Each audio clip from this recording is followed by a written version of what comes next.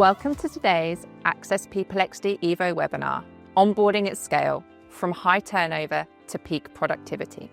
I'm Emma Parkin, Head of Propositions at Access. If you're facing challenges with new hire retention, struggling with onboarding consistency across multiple locations, or need to demonstrate clear return on investment from your onboarding investment, you're in the right place. Over the next 25 minutes, we'll explore how leading companies are turning onboarding challenges into competitive advantages. And then our solutions consultant will demonstrate exactly how this transformation works in practice. So let's get stuck in. Let's confront the UK onboarding reality that's keeping HR leaders up at night. Firstly, 41% of organisations are losing new recruits within their first 12 weeks. Think about that. It's massive. Nearly half of your new hires don't even make it through their probation period. After all that time and money spent on recruiting them, those 38 days we talked about in terms of time to hire, they're walking out of the door before they've truly even started contributing. Even more shocking, over 25% of UK employers have been ghosted by new recruits who simply don't show up on day one. 1 in 4. These aren't just statistics.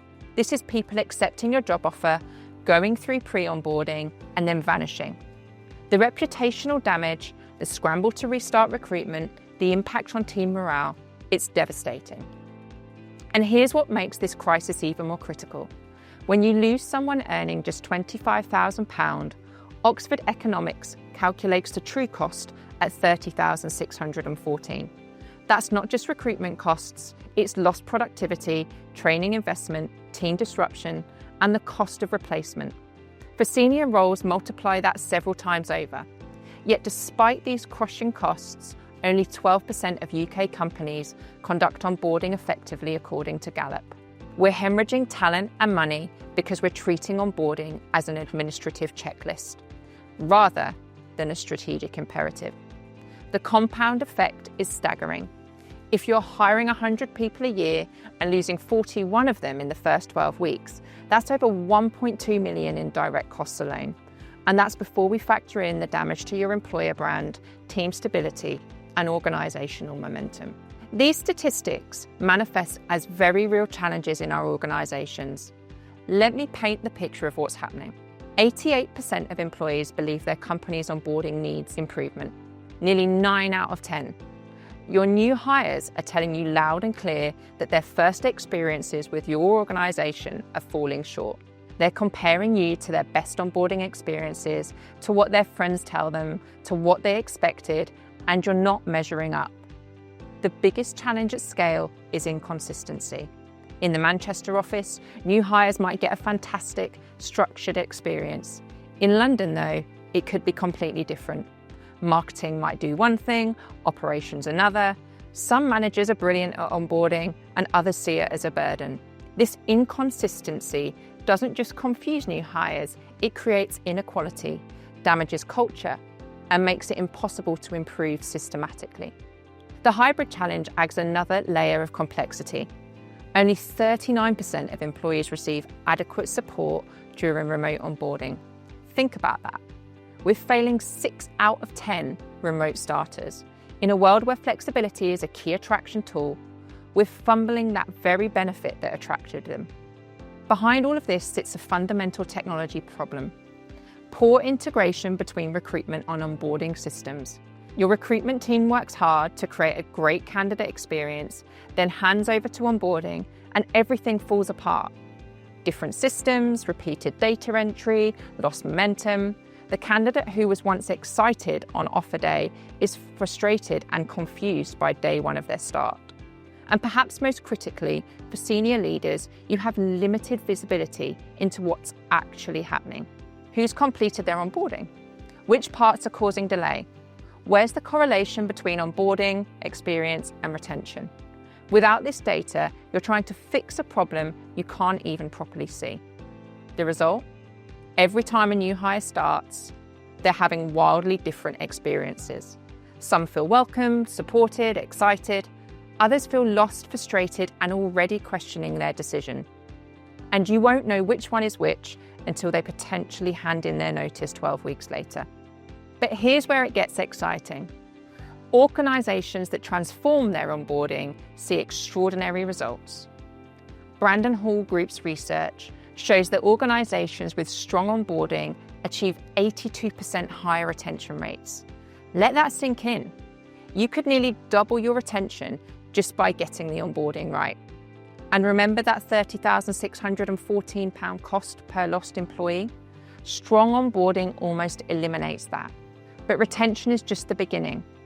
These organisations see a 70% increase in new hire productivity. Your new hires aren't just staying, they're contributing faster, performing better, and reaching full productivity months ahead of their peers. In a skills-short market, this acceleration is massive and a massive competitive advantage. The key to achieving these results at scale? Smart automation. 76% believe automation improves new hire experience, not because it removes the human touch, but because it removes the friction. Automated workflows ensure nothing falls through the cracks. Digital documentation eliminates paperwork nightmares, and integrated systems mean new hires aren't repeating information they've already provided. This isn't about replacing human connection with technology, as we've already said. It's about using technology to create space for meaningful human interaction. When managers aren't chasing paperwork, they can focus on relationship building. When HR isn't manually tracking completions, they can analyse and improve the experience. And when new hires aren't filling out multiple forms, they can focus on learning and connecting. The organisations winning the talent war aren't just hiring better, they're onboarding better. They're turning day one into a competitive advantage, week one into a productivity accelerator, and the first 90 days into a foundation for long-term success. Let me put this into context for you for a mid-large organisation. Say you hire 200 people annually. The traditional approach would be 82 leave within 12 weeks. That's 14.1%. The cost is £2.5 million in turnover alone. The productivity lag is 6 to 9 months to full performance, and the manager time, 40 plus hours per hire on administration. The transformed approach, turnover cut to 20 people. That's 10%. That means savings of £1.9 million annually and productivity acceleration of 3 to 4 months to full performance. The manager time, 10 hours per hire, focused on relationship building. This isn't theoretical. These are real results our clients achieve when they transform onboarding from an administrative burden into a strategic accelerator. The return on investment is clear, immediate, and sustainable. So we've seen the crisis. That's the 41% leaving within 12 weeks, over £30,000 loss per departure. We've felt the challenges, inconsistent experiences, remote onboarding failures, and limited visibility. And we know the transformation is possible. 82% higher retention, 70% productivity increase. The question is, how do we achieve this at scale across locations, departments, and different types of hire? I'd now like to welcome Josh Morris, Solutions Consultant at Access, who works with organisations daily to transform onboarding from a compliance burden into a strategic advantage. Josh will demonstrate how Access PeopleXD Evo enables companies to build scalable onboarding capabilities that deliver these measurable results across all locations and departments. Josh, over to you. Thanks, Emma. So I'm going to walk through the key PeopleXD Evo demonstration today, looking at onboarding at scale from high turnover to peak productivity. So if we begin in the super user or HR admin tool here and look at that onboarding process at the beginning, we can see our successful applicants in the top left command center there. So these applicants, as we'll know from the recruitment process, we've captured all of their candidate information. We're then applying them as a new starter or a future new starter to the solution. They will end up in the HR module with a future start date, and as such will inherit tasks based on their start date and also their location, their job title. If we look at those key starters, we can see that checklist item on screen here. Now this checklist item is for that onboardee or future new starter, but it's also for internal teams as well. So think about IT requests for new laptops, think about company equipment and things like employee documents that have been issued. If we think about some of Emma's points there and the impacts of employees or future new starters not turning up on day one, and look at that cost of that no-show on day one, this is where our solution can really start to engage that onboardee before their start date. So they'll be given a reduced version of the solution where they can go in and create and complete those associated checklist items with their role. So again, because the system is post-based and it's post-based driven, they are going to inherit the roles and the terms and conditions, the checklist items that they are associated with in the hierarchy or the org structure. Again, we're not having to assign them from scratch every single time we have a new onboardee. Here we have the social hub information on screen here. So what we've got on screen is James Smith, the new starter or the future new starter, can go in 2-3 weeks before his start date to go and complete those onboarding checklist items. We can see the previous tasks that have been completed, and that can include things like onboarding experience surveys. Again, without having to go to day one and sign a load of paperwork, lots of forms, and really slow down that engagement from the new starter. If we look into that employee dashboard area within that new starter process, I can view all of my areas once I'm a new starter, my pay slips, my future roles, my future shifts in the top right hand corner, but also things like my objectives and my annual leave requests. Again, all of my employee data and future employee data is ready to be utilised from day one. Again, if we think about speeding up that onboarding process, the engagement for that new starter is a lot higher than if we were to not hear from that onboardee from the first 2 or 3 weeks. Then we can see all the different areas of the employee dashboard. This is also available on the mobile application. So if we take a look at the mobile application, here again, that new starter can get going with their onboarding checklist items to ensure that they are engaged, but also compliant from day one. So all of those checklist items that you want to configure and create for that individual and what they're expected to do in their role can be accessed via the PeopleXD mobile application, both for Android and iOS users. Here we have extra functionalities such as engagement surveys, but looking at some of those task lists, we can see we have 3 outstanding to complete. That can include GDPR policy details, but also key to that new starter, updating those bank details, which actually can't be completed until those first compliance checklist items have been complete. Then we can see some of the onboarding experience surveys, again getting critical feedback from that new starter on the recruitment process, on the interview process, and again building on that seamless approach across PeopleXD. We can then see the social hub area, so think about employee communications, new starter communications that can be restricted across the different areas of the organisation. If there's upcoming events across the different areas of the organisation, you can publish those to employees and also new starters as well. So not only do they have a seamless onboarding experience, but also they're aware of any updates around the organisation, any company news or any upcoming events. Or alternatively, you might want to embed external URL documents.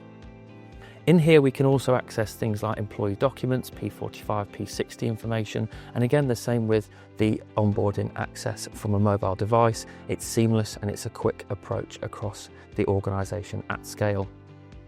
If we turn to some of the analytics behind the onboarding experience, again, we can start to look at those key analysis, the key trends, and provide actionable analytics and strategies off the back of this.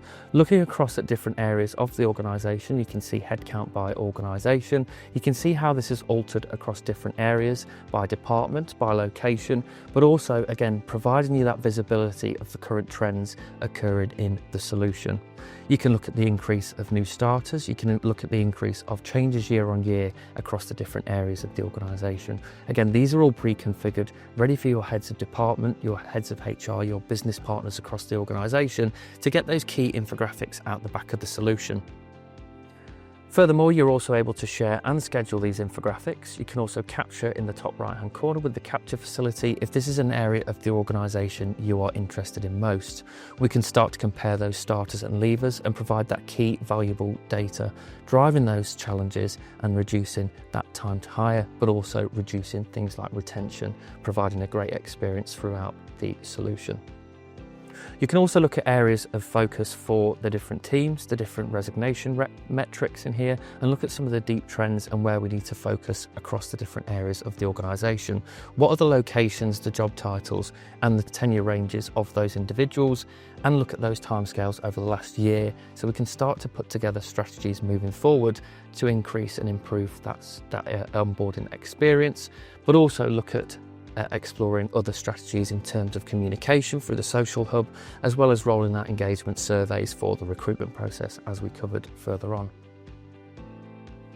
Then we take a look at some of the other key infographics on the analytics dashboard. We can see future trends as well. So if you're thinking about a recruitment drive at a certain month in the year, we can look at the projected headcount figures. We can apply that for previous assumptions, future assumptions as well. So if we're looking at including and increasing that employee start rate across the organisation, you have the ability to predict and plan for the future.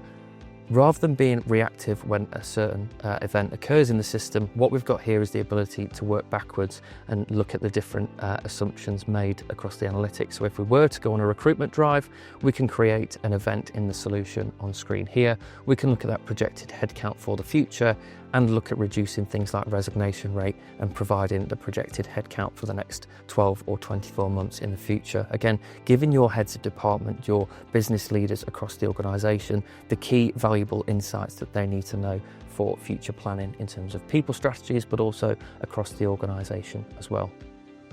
If you'd like to find out more, please get in touch. Thank you. Thanks so much for joining us today. I really hope you've picked up some useful insights and can see how what we've shown you today can help tackle the challenges you're facing.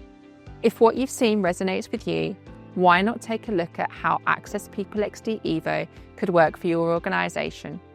You'll find all the details on our website, and you could book a demo that's tailored just to you. We'll pop that link up on the screen now. Thanks again, and have a great day.